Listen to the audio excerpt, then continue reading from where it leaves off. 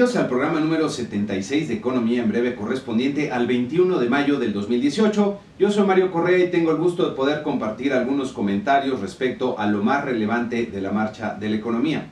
¿Cómo no empezar en esta ocasión con el más reciente y desafortunado exabrupto del presidente Trump, cuando hablando de los migrantes que entran a Estados Unidos dijo que ellos no son personas sino animales, lo que entre otras cosas generó la protesta del gobierno mexicano? Es cierto que Trump se refería, como posteriormente aclaró, a los miembros criminales de las pandillas MS-13 que en algunos estados representan una seria amenaza para la ciudadanía. No obstante, resulta muy lamentable que el presidente del país más poderoso del mundo no se dé cuenta que las palabras importan y que su uso puede propiciar un mejor entendimiento y cooperación entre las personas y países, o por el contrario, un mayor odio que divide y genera violencia. En otro evento, las relaciones entre Estados Unidos y Corea del Norte volvieron a tensarse luego de que el consejero de Seguridad Nacional de Estados Unidos, John Bolton,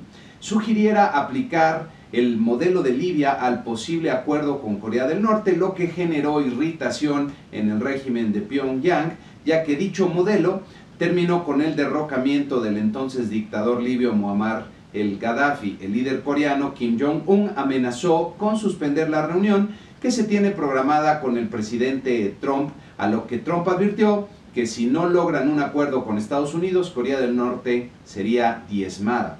En otro tema de especial relevancia para nuestro país y de acuerdo a información de algunos medios, el representante comercial de Estados Unidos señaló que aún se está lejos de alcanzar un acuerdo entre los tres países, lo que reduciría considerablemente la posibilidad de alcanzar un nuevo tratado de libre comercio en las próximas semanas, aún a pesar de que el vocero de la Cámara de Representantes de Estados Unidos, Paul Ryan, rectificara que aún podrían procesar un acuerdo si este se alcanzaba dentro de las próximas semanas en el mes de mayo, cuando previamente había advertido que se tenía hasta el día 17 de este mes para ello.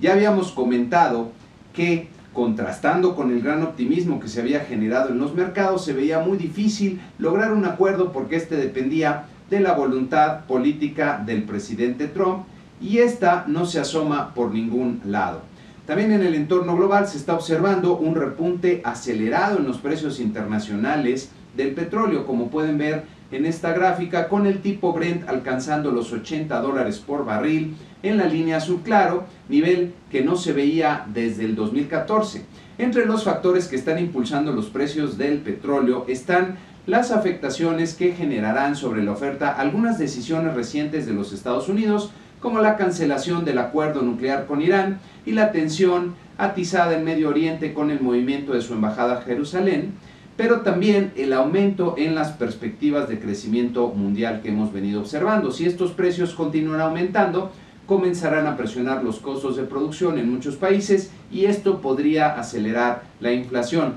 También hay que notar el aumento continuo en las tasas de interés en los mercados internacionales. En esta gráfica puede verse la tasa de los bonos del Tesoro a 10 años de Estados Unidos, que alcanzó niveles de 3.10%, los cuales no se veían desde el año 2011. En este entorno, los mercados internacionales accionarios mostraron un comportamiento relativamente lateral, como puede verse en esta gráfica, con una baja marginal de 0.20% en la semana.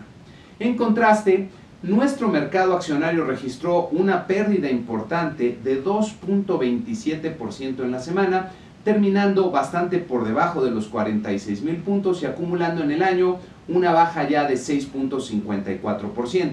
En el mismo sentido, nuestro tipo de cambio se volvió a presionar, depreciándose 2.79% en la semana para terminar apenas por debajo de los 20 pesos por dólar, como puede verse en nuestra gráfica acostumbrada. Las tasas de interés de nuestros bonos de 10 años, que pueden ver en la línea verde de esta gráfica, también se presionaron hasta niveles cercanos al 7.80%. Nuestros mercados financieros, al parecer, están reaccionando tanto a la menor probabilidad de que se logre un acuerdo en la renegociación del Tratado de Libre Comercio, como a un entorno financiero global menos benigno y posiblemente a la inquietud que genera el proceso electoral en nuestro país. En cuanto a indicadores relevantes de la semana, en Estados Unidos se registró un crecimiento de 0.7% en la producción industrial en el mes de abril, que resultó apenas por arriba de lo previsto, pero confirma un sólido ritmo de la actividad en este sector. En la gráfica que tienen aquí puede verse la tasa anual de crecimiento de la producción industrial en las barritas azules, que registró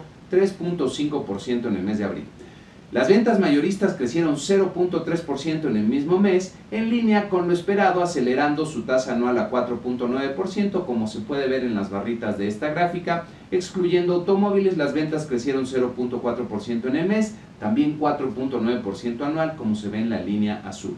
En México, tal como se esperaba, el Banco de México mantuvo sin cambio su postura de política monetaria, dejando su tasa de interés de referencia en 7.50%. Refieren que el balance de riesgos para el crecimiento se mantiene sesgado a la baja debido a la incertidumbre que prevalece en la economía, mientras que el balance de riesgos para la inflación respecto a la trayectoria esperada permanece sesgado al alza.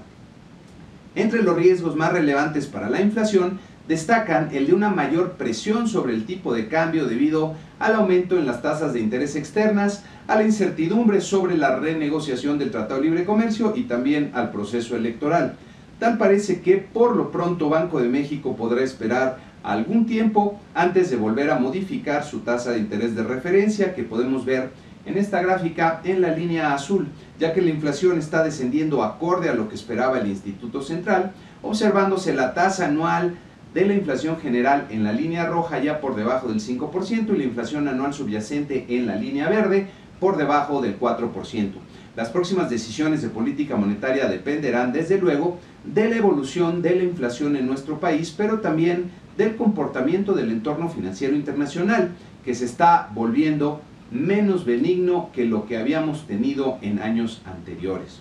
Pasando al entorno político, vale la pena comenzar por presentar un par de encuestas que se publicaron durante la semana, comenzando con esta del Financiero, que muestra la preferencia llamada efectiva, que excluye un 38% que aún no están definidos.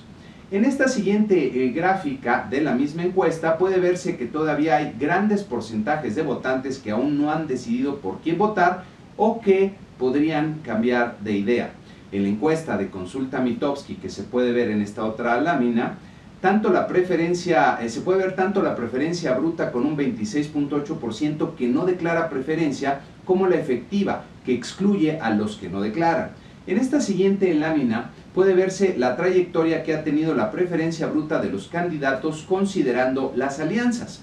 Vale la pena hacer un comentario sobre las encuestas, que son ejercicios construidos sobre una gran cantidad de supuestos y que enfrentan diversas limitaciones, y por lo mismo hay que tomarlas con la debida reserva. Las encuestas están diseñadas de acuerdo con criterios estadísticos para que, si se cumplen ciertas condiciones, nos den una idea aproximada de la intención de voto actual, pero en el mejor de los casos nos dan una lectura muy limitada de la realidad. Les presento algunos números para tener una idea. Hay cerca de 90 millones de ciudadanos en la lista nominal del INE con posibilidades de votar. Si tenemos una participación históricamente alta, digamos un 70%, entonces habría en esta elección 63 millones de votos. Para tratar de medir la intención de voto, las encuestas que vemos que se hacen en viviendas toman muestra de cerca de 1000 hogares, pero como la tasa de rechazo a la encuesta es cercana al 50%, esto quiere decir que se necesita tocar el doble de puertas, digamos 2000. Muchos de los rechazos a la entrevista son porque no había nadie en la casa originalmente seleccionada, o porque el que contestó no tenía credencial de elector válida, o simplemente no quiso participar. Habría que preguntarse por qué no quiso participar. Esta es una parte de la realidad que no estaríamos percibiendo en las encuestas. De los que sí contestan, y tomando como ejemplo la encuesta de Roy Campos, que me parece una de las más consistentes, hay un 26.8% que no declara una preferencia, lo que correspondería a 16.9 millones de votos de esos 63 millones que hablábamos. Suponer que estos indecisos se van a distribuir de forma proporcional parecida a los que sí revelan una preferencia es el único supuesto razonable que se puede hacer, pero es muy aventurado. Regresando a la encuesta del Financiero, vemos que hay un 28% que aún no decide y un 15% adicional que podría cambiar. Esto representa 27 millones de votos. El punto que quiero hacer es que aún no hay nada escrito en el proceso electoral, ya que hay una gran cantidad de voto indefinido y hay limitaciones importantes en las encuestas, por lo que en las próximas semanas podríamos ver cómo se puede ir cerrando inclusive la contienda. Luego de que se publicaran las encuestas, Margarita Zavala sorprendió al renunciar a su candidatura a la presidencia, argumentando razones de congruencia y sin declinar por algún candidato en especial. Esta renuncia, desde luego, cambia la dinámica del proceso y podría representar también cambios en la intención de voto.